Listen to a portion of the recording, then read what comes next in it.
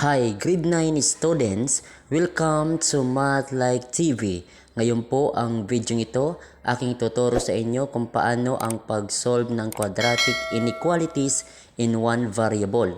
Ito yung ating ngayon, part 2. Tapusin nyo lamang ang video ito hanggang sa dulo upang kayo ay mayroong matutunan. Bago po natin simulan, tayo muna ay mag-pray. Dear God, as we begin this lesson today, we thank you for the gift of learning and the chance to explore the world around us.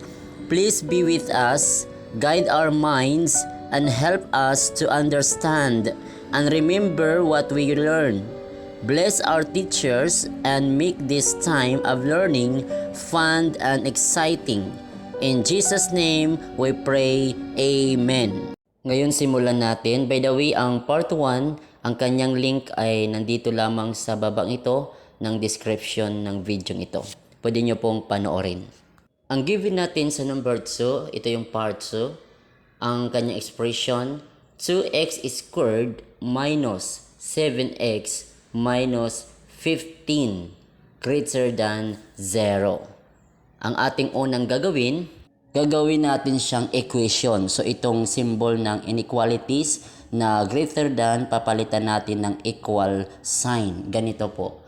2x squared minus 7x minus 15 equals 0. Next, tayo ngayon ay mag-factor out. Okay, so itong negative 15, so ang factor niya ay 3 and 5. So yung gagawin natin positive 3 and negative 5. Pag i-multiply ito ay negative 15. Okay? Then, ilagay natin sa close parenthesis. Kumpahin natin itong 2x. Dahil ang factor ng x squared is x times x. So, ilagay natin dito sa close parenthesis 2x. Then, sa kabila yung x. Okay? Then, itong factor ng 15 na positive 3 and negative 5. So, ilagay natin sa close parenthesis. Then, equals 0. Next, itong nakuha nating factor out, ating silang equate to 0. So, that is 2x plus 3 equals 0. Then, itong kabilang side naman, itong x minus 5 equals 0. Then, tayo ngayon ay mag-transpose itong positive 3, i-transpose sa kabila, it become negative 3. Then, divide both side by 2. So, ang natira na lang dito yung x. Then, the value of x, itong negative 3 half. Then, ganun din sa kabilang side.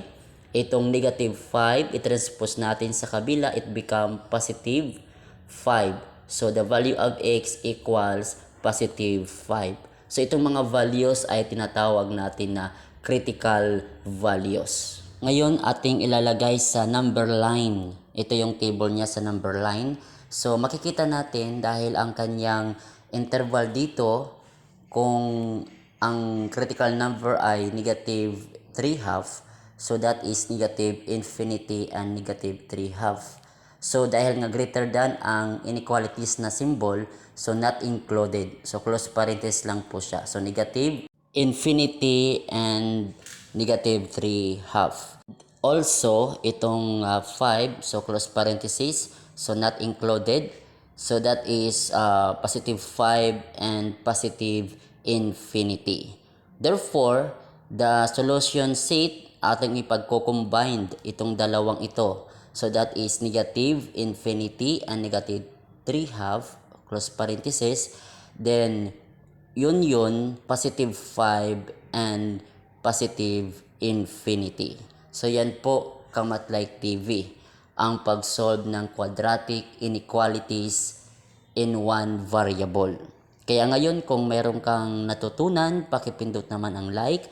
At kung bago ka pa lamang sa akin channel, pakipindot naman ang subscribe, maging ang bell notification upang ikaw ay laging naka-update sa mga bagong video ni-upload sa akin channel ito.